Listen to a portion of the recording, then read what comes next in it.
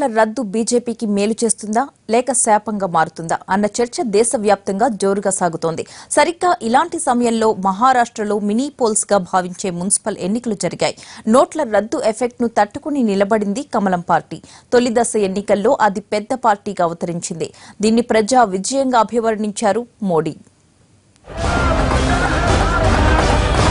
దేశ రాజకీయాలన్నీ పెద్ద నోట్ల రద్దు చుట్టూ తిరుగుతున్నాయి. ఆ నిర్ణయం వల్ల ప్రజలు పడుతున్న ఇబ్బందుల సంగతి పక్కన పెడితే వీలైనంతగా పొలిటికల్ మైలేజ్ పొందేందుకు ప్రయత్నిస్తున్నాయి పార్టీలు. మహారాష్ట్రలో జరిగిన మున్సిపల్ ఎన్నికలపైన పెద్ద నోట్ల రద్దు ప్రభావం పడుతుందని భావించారంతా. అధికార బీజేపీకి ఇది ప్రతికూలంగా మారుతుందని అంచనా వేశారు. అయితే ఆశ్చర్యంగా ప్రజలు కమలానికే పట్టం కట్టారు.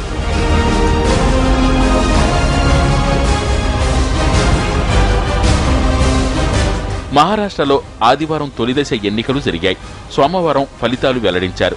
మెజారిటీ స్థానాలను కైవసం చేసుకుని అతిపెద్ద పార్టీగా అవతరించింది బీజేపీ. తర్వాతి స్థానంలో శివసేన నిలవగా ఎన్సీపీ, కాంగ్రెస్ 3-4 స్థానాలకు పరిమితమయ్యాయి. గత ఎన్నికలతో పోలిస్తే కాంగ్రెస్, ఎన్సీపీ సిట్టింగ్ సీట్లను పెద్ద సంఖ్యలో కోల్పోయాయి. డిసెంబర్ 14, 18, జనవరి 8 తేదీల్లో మలిదశ ఎన్నికలు జరగనున్నాయి. ఫస్ట్ ఫేజ్ లో ఫలితాలే ఇందులోనూ పునరావృతమవుతాయని అంచనా వేస్తున్నారు.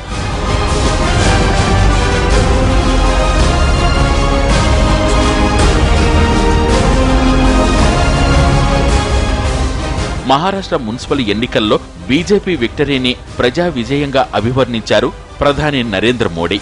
పేద ప్రజల అనుకూల విధానాలు, అభివృద్ధికి కట్టుబడి ఉందన్న విషయాన్ని ప్రజలు పూర్తిగా విశ్వసించారనడానికి తాజా విజయమే నిదర్శనమన్నారు. విజయంపై పార్టీ జాతీయ అధ్యక్షుడు అమిత్ షా కూడా హర్షం వ్యక్తం చేశారు. ఈ గెలుపు పెద్ద నోట్ల రద్దుపై రాద్ధాంతం చేస్తున్న ప్రతిపక్షాలకు కనువిప్పు కావాలని అన్నారు.